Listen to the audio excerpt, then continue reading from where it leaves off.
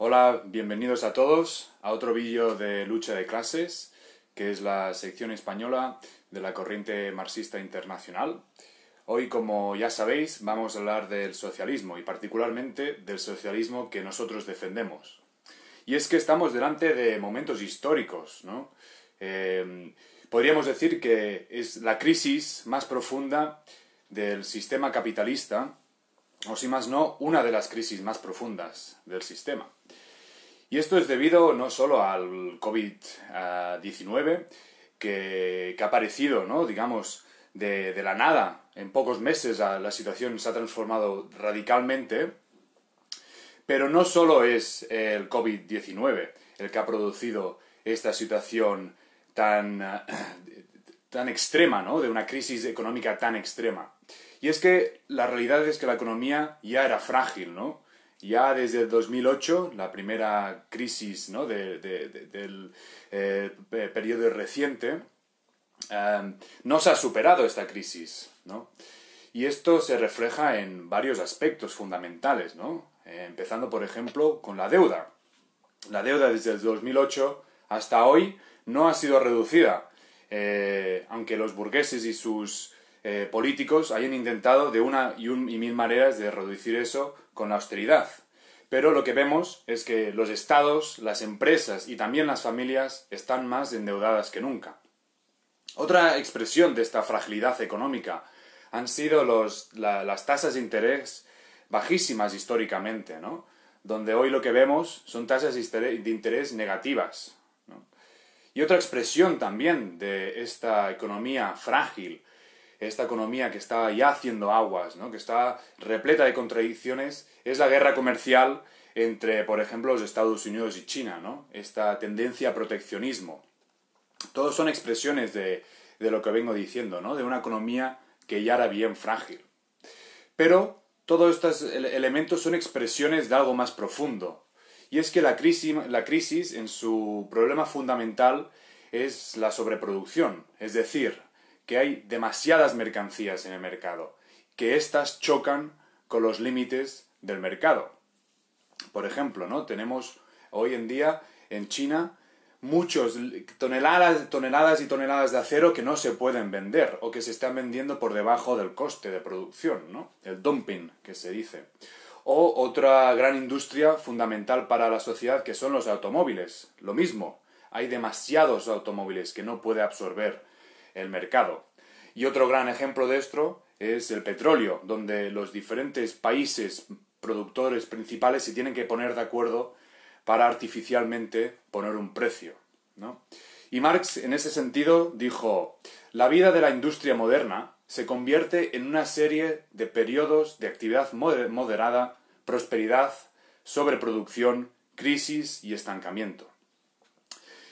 Y lo que estamos viendo es esa fase final, ¿no? Fase de sobreproducción, crisis y de estancamiento. Ahora ya se está hablando de no solo una desaceleración, sino de una recesión, ¿no?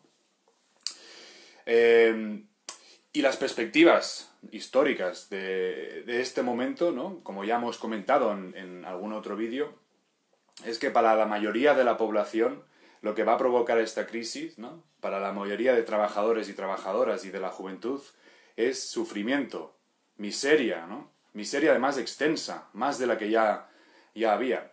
Y por tanto, ¿no? Una respuesta de los oprimidos, es decir, una intensificación de la lucha de clases. Y es que no hay salida bajo este sistema.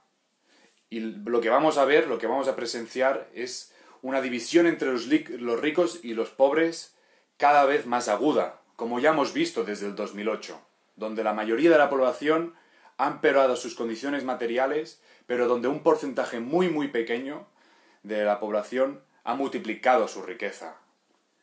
Algunos realmente se han hecho de oro gracias a la crisis del 2008, y lo mismo podemos decir de este nuevo periodo histórico. Y esto lo que nos pone sobre la mesa es la necesidad de organizarnos para luchar contra los ataques que van a venir de parte de los empresarios, que van a mantener, como ya estamos viendo, por encima de todo, la defensa de sus intereses, es decir, la defensa de su riqueza y de sus beneficios. Pero no nos podemos quedar ahí, de solo defender nuestras condiciones materiales actuales, sino que debemos ir más allá. Debemos ir más allá para acabar con esta explotación capitalista, con esta división de clases entre una pequeña porcentaje, una minoría, que se enriquece a costa de la mayoría mediante la explotación y la opresión. Pero antes de entrar en esta alternativa, ¿no?, que nosotros desde la corriente marxista internacional defendemos, quería hacer un par de pinceladas rápidas sobre las principales contradicciones del sistema. Y es que nosotros como marxistas somos materialistas, es decir, que basamos nuestros análisis en las condiciones materiales que nos rodean y desarrollamos perspectivas basadas en estas. ¿Por qué digo esto? Y es que nosotros no basamos nuestro programa, ¿no?, nuestro programa de cambio, de transformación, en cuestiones morales, ¿no?, como las injusticias que vemos a diario, o el sufrimiento que vemos a diario, la miseria, que son una parte de nuestro programa. Pero principalmente nos basamos en las condiciones objetivas que nos rodean, ¿no?, en la realidad que nos rodea.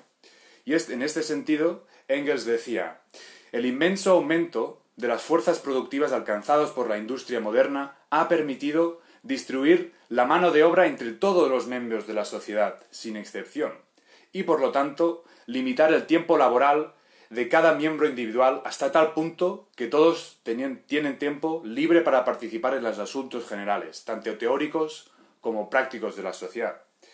En sus inicios, la sociedad necesitaba un pequeño porcentaje de la población capaz de emanciparse del trabajo manual para dedicarse al trabajo mental, al de planificación, desarrollo de la industria, ¿no?, o de la producción en ese instante, ¿no?, la construcción de la sociedad. Pero lo que dice Engels aquí, y lo que creo que la mayoría de gente percibe en su propia piel, es que esto ya no es necesario.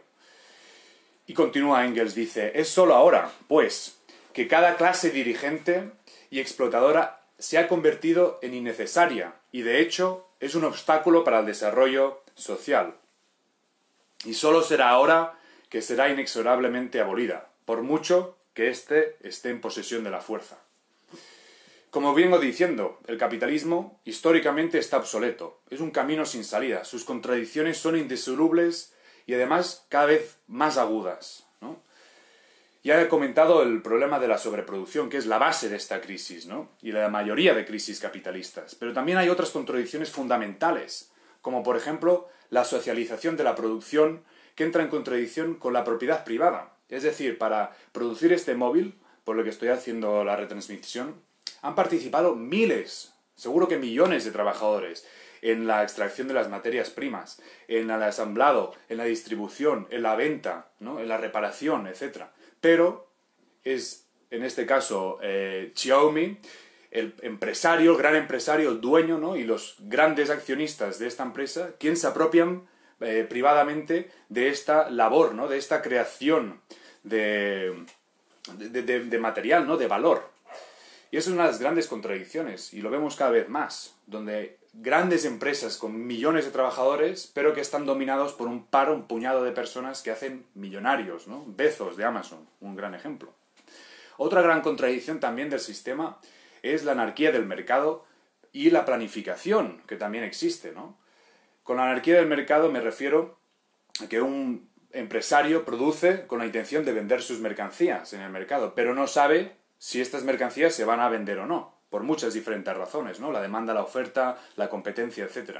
Pero a la vez, bajo este sistema, lo que vemos es también la planificación, sobre todo de las grandes empresas y los monopolios, dentro de la propia empresa, entre diferentes sectores, entre diferentes equipos, ¿no?, donde planifican y se coordinan. Y un ejemplo muy devastador de la crisis, ¿no?, que estamos viendo y del efecto de la anarquía del mercado es la batalla que está habiendo entre laboratorios dentro de los propios países y entre países para hacerse con la vacuna para tratar al COVID-19, ¿no? Demuestra, como vengo diciendo, las contradicciones del sistema y cómo éstas tienen un efecto brutal sobre nuestras vidas, ¿no? Y estas contradicciones, como digo, se están haciendo cada vez más palpables, ¿no?, en nuestra piel, sobre todo ahora, ¿no? Y nosotros entonces, como marxistas, nuestro objetivo es acabar con estas contradicciones de una vez por todas. Y creemos que en este sentido la única solución viable es el socialismo.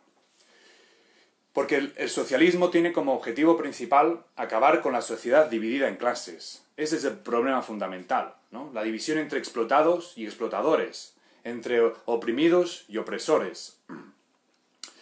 Y el otro objetivo para acabar con la lucha con la división de la sociedad en clases, es producir para cubrir las necesidades de todos. Y no producir para los beneficios de un puñado de individuos. Y esto se conseguirá con el poder basado en la clase mayoritaria y principal de la sociedad, que no es ninguna otra que la clase obrera, ¿no? Numéricamente, sobre todo los países más avanzados, están dominados por gente que trabaja, que intercambia su fuerza de trabajo por un salario. Y esta tiene que ser la clase delante, ¿no?, de esta transformación, dirigiendo esta transformación. Y esto es así por su posición social, como venía diciendo, ¿no? El móvil le han producido miles de trabajadores, pero miles de trabajadores trabajando conjuntamente de una manera u otra, participando conjuntamente de una manera u otra para poder producirlos, coordinándose, planificando, ayudándose, resolviendo problemas, ¿no? Y esta es la forma de producir bajo el sistema capitalista. Es decir, que su papel en la producción es fundamental y además también su... Y esto se organiza... Estoy aquí otra vez, creo. Se desconectó. Perdón. Continúo. La base para poder conseguir esta participación activa del pueblo es sobre consejos en cada barrio, en cada ciudad, en cada región, también en los puestos de trabajo, ¿no?, en las fábricas, en las fábricas, en las empresas, ¿no? Y estos consejos que se desarrollen como verdaderos órganos democráticos de participación activa del pueblo, para poder participar en todos los asuntos, no solo de construcción de la sociedad, sino inmediatos también, ¿no?, de las necesidades inmediatas del barrio, de la región, de la pequeña ciudad, de la ciudad, ¿no? Y esto se tiene que organizar mediante la elección de dirigentes, que sean revocables inmediatamente si no cumplen con sus consignas, ¿no?, con sus programas. Esto es fundamental. Tiene que haber democracia real con participación y también que los dirigentes estén sujetos a la base. Y otra cuestión que juega un papel también en este sentido es que los dirigentes tengan un sueldo igual al de un trabajador cualificado. Es decir, desde la parte democrática, el dirigente no se separa de la base, pero también desde la parte material, del sueldo, de los privilegios, tampoco se separa. Porque este no va a ser dirigente porque sí se puede enriquecer o como mínimo vivir mejor, sino porque tiene voluntad, porque es capaz, porque tiene ideas y demás, ¿no? Y también otra cuestión fundamental en el sentido de la participación del pueblo es su participación en los asuntos administrativos, ¿no? Si todo el mundo, como decía Lenin, se vuelve un administrador, no es posible que se desarrollen administradores profesionales, ¿no? En otras palabras, el burócrata. Eso es una cuestión fundamental. Esto es lo que concierne así en líneas generales en el ámbito, digamos, de participación democrático, ¿no? Y en el ámbito económico, lo que nosotros defendemos es la nacionalización de las grandes empresas, de los monopolios, sin indemnización, salvo pequeños accionistas, y bajo control del Estado obrero y bajo control de los trabajadores de esas fábricas, ¿no? ¿Y por qué es esto? ¿Por qué defendemos la expropiación? Porque al fin y al cabo, el poder, ¿no?, el poder de opresión de esta pequeña minoría es solo posible gracias a que ellos dominan, ellos controlan los medios de producción, ¿no? Las fábricas, las empresas de transporte, las de extracción, las minerías y demás. Son un puñado de personas que controlan eso, que es su propiedad privada. Y por tanto es la base de su poder, ¿no?, y de su explotación. Y para revertir esto, lo que es necesario, lo que es fundamental es arrebatárselo y ponerlo bajo control de los obreros y de la gestión obrera. Solo así podemos hacer una transformación de la sociedad. Y en ese sentido también lo fundamental es acelerar la concentración económica. Y me explico aquí, que es importante. Al fin y al cabo, muchos burgueses dicen que la competencia, ¿no? Muchos economistas, ¿no? Y demás dicen que la competencia es totalmente necesaria. Lo que decimos nosotros como marxistas es que la competencia jugó un papel progresista en los inicios históricos del sistema. Eso es innegable, es correcto. Pero, sin embargo, gracias al desarrollo del sistema, hoy ese elemento se ha vuelto en su contrario. Lo que supone es ineficiencia, un gran malgasto de energía y de recursos, ¿no? Y he hablado un poco de la batalla por la vacuna, pero en ese sentido se extiende a toda la medicina, donde tienes 1001 laboratorios desarrollando curas o drogas o vacunas parecidas que compiten entre ellas y malgastan así los recursos de la inteligencia, pero también materiales, de las grandes inversiones, ¿no? También en investigaciones de desarrollo tecnológico. Un ejemplo muy vivo de esto es en las baterías para almacenar la energía verde. Hoy en día tenemos 15, 20 grandes empresas que tienen que invertir mucho dinero para poder desarrollar esto y que compiten entre ellas, en vez de planificarse y coordinarse, ¿no? Compartir los recursos que ya existen.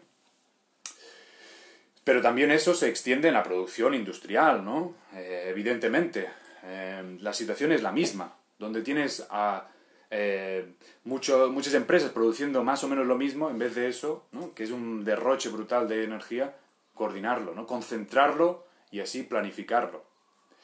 Y es por eso que nosotros defendemos la planificación y la coordinación entre sectores industriales, ¿no? Y también pues, científicos, evidentemente, de desarrollo tecnológico. Y también dentro de los mismos sectores, ¿no? Es un sistema de producción superior a la competencia, a la anarquía del mercado. Y bajo el sistema socialista se organizaría la producción de manera coordinada y planificada, de manera democrática, como venía diciendo, con la participación activa del pueblo, ¿no?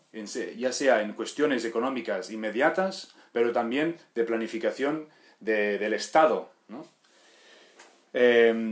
Y todo esto mediante la participación dentro de los consejos, ¿no? Empezando por las fábricas, por las empresas, los distritos, los barrios, el sector, la industria y también en el propio gobierno, ¿no? Y es que al fin y al cabo esto no es una cuestión ideológica nuestra, no es una cuestión moral nuestra, no es una idea del marxismo porque suena bien, sino que esto es la realidad viva de hoy en día, ¿no? Porque los grandes monopolios ya hacen eso, ya se coordinan y planifican a un nivel brutal. Walmart es un gran ejemplo. Walmart, que es una empresa multinacional estadounidense que tiene una facturación por encima del PIB de Suecia, tiene un desarrollo increíble de planificación y coordinación interna, ¿no? Es uno de los elementos por los que le hace ser una de las empresas más poderosas en su sector. Pero es que hay otros ejemplos prácticos muy vivos de esto, ¿no? Uno de ellos es durante la Segunda Guerra Mundial, el gobierno británico, para el esfuerzo bélico, es decir, en una situación de crisis, nacionalizó muchas grandes empresas para el esfuerzo bélico, como digo, para poder coordinarlas y para poder planificar, porque es superior. Porque se puede trabajar de manera más eficiente, la productividad más alta, se pueden colaborar entre uno y el otro los recursos, ¿no? Pero más recientemente, ¿por qué en el decreto de alarma que se ha hecho desde el gobierno una de las cuestiones fundamentales es que se permite la nacionalización de industrias? ¿Por qué bajo una crisis como la actual no se deja al mercado que actúe libremente, ¿no? La mano invisible? Porque se demuestra que la coordinación y la planificación centralizada es superior a la práctica. Pero otro gran ejemplo de esto, ¿no? Trump, que nadie puede decir que sea un defensor del socialismo, ni mucho menos, al contrario, es un enemigo declarado del socialismo. Dijo hace nada, ¿no? Ordenó, es más, a GM, ¿no? Una gran empresa estadounidense, y a Ford que produciese respiradores.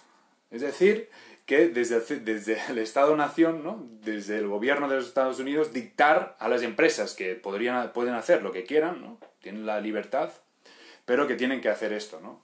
Imaginaros cómo cambiarían las cosas si estas empresas dedicaran su tecnología, sus recursos, ¿no? Su experiencia en satisfacer las necesidades de la población, como aquí Trump está exigiendo, en vez de lo que hacen ahora, que es de oprimir y explotar a trabajadores y también a saquear países, ¿no? Otro punto del que he hablado, y que voy a entrar un poco más del detalle, es el control de los trabajadores. ¿Qué significa eso a la práctica? O, como mínimo, ¿qué es lo que nosotros defendemos a la práctica de esto? Esto se traduce en el derecho y hasta cierto punto la obligación de inspeccionar los libros de una empresa o industria, ¿no? De la empresa donde uno trabaja. También comprobar y controlar todos los ingresos de la empresa, ¿no? Las salidas y también las acciones de la dirección. La participación activa en la organización y de la gestión de la producción. Es decir, al fin y al cabo, el obrero, ¿no? El obrero raso, el obrero que juega un papel fundamental, tiene el control de la empresa, ¿no? Podrá o no escoger a sus dirigentes, pero está bajo su control y al fin y al cabo las decisiones se toman conjuntamente con la opinión de los trabajadores. Y una propuesta que nosotros desde Lucha de Clases tenemos en este sentido, y concretamente ahora, es la de organizar comités de control de la seguridad y de la higiene para hacer frente a la infección del COVID-19 en las empresas que se mantienen abiertas. Ese control, yo creo que es la única manera que se puede realmente hacer eficaz esas medidas de seguridad y obtener el material necesario, ¿no? Un embrión del control obrero, de lo que estaba hablando antes. Esto es un ejemplo de embrión, ¿no? Otro aspecto fundamental en el apartado, digamos, económico es la nacionalización de la banca. Es fundamental. Digamos, es uno de los primeros pasos que una transformación socialista de la sociedad debe dar, ¿no? Y esto es porque ni más ni menos, hoy en día la banca domina la sociedad capitalista. No solo domina a los gobiernos porque les dan crédito, no solo domina a las empresas, sino también a las familias, ¿no? Se ha vuelto el pilar fundamental, gracias al poder de dar crédito, ¿no? Pero no solo por eso, no solo porque es una poderosa herramienta económica, sino también porque es una poderosa herramienta de contabilidad, de saber los ingresos y los gastos, ¿no? También hay otro factor fundamental en este sentido de la banca, que es evitar el sabotaje de la clase dominante, ¿no? De los empresarios. Puede ser utilizada como una herramienta política. Y esto lo vimos, desafortunadamente, durante la Revolución Española del 36, como la República utilizó eso para machacar a los avances revolucionarios que se habían hecho en el campo republicano. He hablado también del Estado obrero muy de pasada, ¿no? Y quería aquí hacer una pequeña mención, ¿no? Porque es una de las cuestiones que nos diferencian fundamentalmente con los anarquistas, ¿no? Nosotros con los anarquistas tenemos, digamos, en líneas generales el mismo objetivo, que es a conseguir la emancipación de la humanidad mediante la sociedad sin clases y, por tanto, la libertad real.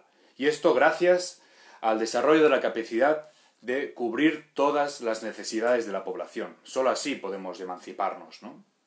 Pero, como digo, una de las diferencias fundamentales es lo que entendemos como Estado, ¿no? Y en este caso, desde el punto de vista marxista, el Estado obrero, ¿no? Nosotros creemos que la primera tarea para poder empezar esta transformación socialista es abolir el Estado burgués, ¿no? Porque al fin y al cabo, Lenin nos explicó, ¿no? Y se ha confirmado 1001 veces en la historia, que el Estado en última instancia, cuando uno se ve más allá, ¿no? De las tareas como de la limpieza o de la organización administrativa de este elemento, de eso, cuando va realmente al meollo de la cuestión, lo que vemos es que en última instancia es un cuerpo profesional de hombres y mujeres armadas y armados para defender la propiedad privada. Eso es lo que realmente es.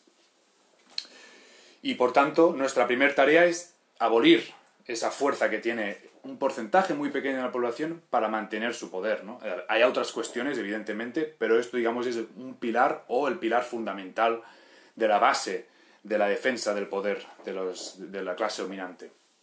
Y nosotros defendemos un Estado obrero, ¿no? Que se ponga en el lugar de este Estado burgués destruido, ¿no? Acabado. Pero este Estado obrero tiene una forma y un carácter totalmente diferentes, ¿no? En primer lugar, el poder se baja no en la minoría de un porcentaje pequeño de la población, sino en la mayoría, en los trabajadores y las trabajadoras.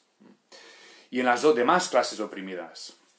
Está basado en la participación activa de la clase obrera y de las otras capas oprimidas también, como vengo diciendo, a través de los consejos, esos órganos organizados desde abajo, con dirigentes desde abajo, que están sometidos a la disciplina de la base y donde pueden participar activamente en todas las cuestiones de la sociedad. Y el objetivo de este Estado obrero es desarrollar la producción al nivel que ya está mostrando, pero que está frenado por las contradicciones del sistema, ¿no? Y el papel que juega la clase dominante activamente de freno. Otro objetivo importante del Estado obrero es organizar la distribución de la producción para poder cubrir las necesidades de la población de manera efectiva. Y otra cuestión fundamental del Estado obrero y es defender la conquista del poder una vez haya tomado el poder. Es totalmente necesaria esta cuestión, ¿no? Porque mientras existan las clases y la transformación socialista de un día para el otro no va a abolir las clases, esa es otra diferencia fundamental entre los marxistas y no anarquistas, es que el Estado obrero será necesario para defender el poder de la clase obrera sobre las demás clases, ¿no? Sobre todo, evidentemente, es decir, en otras palabras, ¿no? Que el oprimido ya no sea el oprimido, sino que se vuelva opresor de los que eran antes opresores, ¿no? Eso es fundamental también. Pero, sin embargo, otra característica fundamental que diferencia el Estado obrero de cualquier otro Estado en la historia de la sociedad es que este Estado obrero empieza a desaparecer en cuanto la clase trabajadora toma el poder y empieza a desarrollar la sociedad bajo líneas socialistas. Evidentemente basado en las expropiaciones, ¿no? La participación activa del pueblo en todos los asuntos y, por encima de todo, en el desarrollo de los medios de producción a su potencial. Y para ir concluyendo, estamos delante de una profunda crisis del sistema. Como ya he dicho al principio, vamos a experimentar un aumento de la lucha de clases. Y es por eso que necesitamos organizarnos, ¿no? Para abolir el capitalismo, ¿no? Para liberar realmente todo el potencial que se está desperdiciando o que es frenado por los empresarios y su sistema. Y nosotros, desde la corriente marxista internacional, defendemos un socialismo que tiene como objetivo emancipar a todos los oprimidos, ¿no? Para una vida plena. Emancipación de la clase trabajadora, ¿no? Pero también de otras capas oprimidas, como la mujer, como los que sufren racismo, ¿no? Como los LGTBI. Ese es nuestro objetivo, emancipar a todos los oprimidos. Y eso se tiene que hacer mediante la nacionalización, la planificación y la coordinación de estas grandes empresas. Y es que el resultado de esta planificación, ¿no? Combinado con una distribución racional del trabajo entre todos los que pueden trabajar, porque hoy lo que vemos hoy en día es que hay un porcentaje de la clase obrera que trabaja y dentro de estos algunos tienen que trabajar 2 o 3 trabajos para llegar a final de mes, mientras tenemos otro porcentaje completamente capaz de trabajar, pero que está en el paro, ¿no? Eso abolirlo y que todos los trabajadores capaces participen activamente en la producción, ¿no?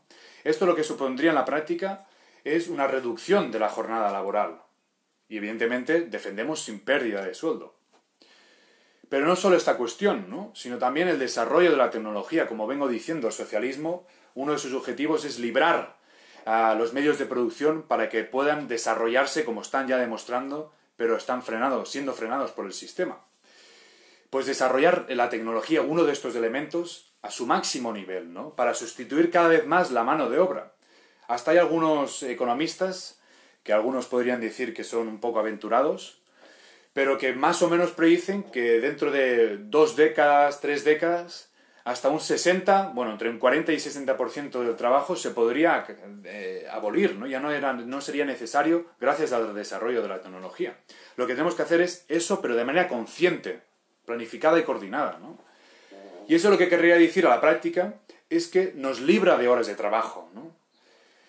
Y además, no solo esta cuestión, sino que acabaría con el efecto contradictorio hoy en día bajo el sistema, ¿no? Que cada vez que se desarrolla la tecnología nos esclaviza más, ¿no? Como el móvil, por ejemplo, donde puedes recibir llamadas, emails del trabajo, o el portátil que te lo llevas a casa y trabajas desde casa también, ¿no? No haría eso, al contrario, nos emanciparía más, nos ayudaría a dejar de trabajar más y nuevamente reducir la jornada laboral.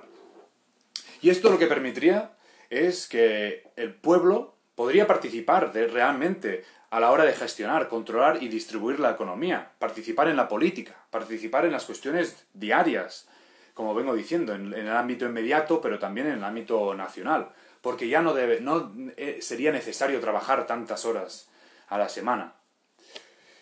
Y en este tema, ¿no?, del trabajo bajo el socialismo, cómo reduciría las horas y demás, siempre hay una crítica de los que defienden el sistema capitalista que dicen, bueno, pero es que el trabajador trabaja hoy en día porque tiene la necesidad de obtener un salario. Bajo el socialismo nadie trabajaría, todo el mundo sería un vago. Pero esto no es así. Al contrario, bajo el socialismo el incentivo para trabajar sería que estamos todos trabajando para construir una sociedad en la que seremos libres de la necesidad de trabajar. Y esto se daría cuenta la gente en su piel, ¿no?, de la superioridad de la cooperación y de la coordinación consciente de la producción, que mejoraría no solo las condiciones materiales, sino que también el acceso al ocio, otra cuestión fundamental, no solo la participación activa en la sociedad, pero también en el libre ocio, en la cultura, en el arte. Y en esta transformación, ¿no?, en este sentir en la piel que todos estamos yendo a una, que esto nos beneficia personalmente y también a nuestras familias, ¿no?, nuestro entorno, también haría que habría un cambio de valores. Es decir, pasar del egoísmo que domina en gran medida la sociedad actual a la cooperación, o del individualismo a la colectividad. Y esto es una cuestión que ya estamos viendo, ya ha habido muchos ejemplos de esto en la sociedad, pero hoy en día, bajo esta cuarentena, lo estamos viendo espontáneamente cómo gente se está haciendo voluntaria para ayudar a los ancianos de su barrio, o a la gente vulnerable. Este elemento, ¿no?, de cooperación, de sentido de colectividad, ya existe. Lo que se tiene que hacer es volverla predominante, fundamental, ¿no?, que sea el objetivo, el valor fundamental de la sociedad. Y otra cuestión fundamental en este sentido es el papel de los dirigentes de esta nueva sociedad, de educar, ¿no? No solo que la gente lo sienta en su piel, sino que también lo entienda con las ideas. Y es que gracias a los avances en la producción y también el factor de que la población hoy en día está dominada, como ya he dicho antes, por la clase obrera, numéricamente, quiere decir que va a facilitar esta transformación de la sociedad en líneas socialistas. Es decir, en otras palabras, que esta transformación está más que nunca, históricamente hablando, al alcance de la clase obrera y de las demás capas oprimidas. Por tanto, lo que tenemos que hacer es luchar. Debemos organizarnos y estudiar las ideas del marxismo. Y también confiar en la clase obrera, que se va a mover sí o sí en el próximo periodo histórico que estamos entrando. Lo dejo ahí. Muchas gracias por vuestra atención y estar escuchando. Si os atraen estas ideas o quieres conocer más, contacta con nosotros y estaríamos encantados de debatir. Un saludo revolucionario. Que vaya bien.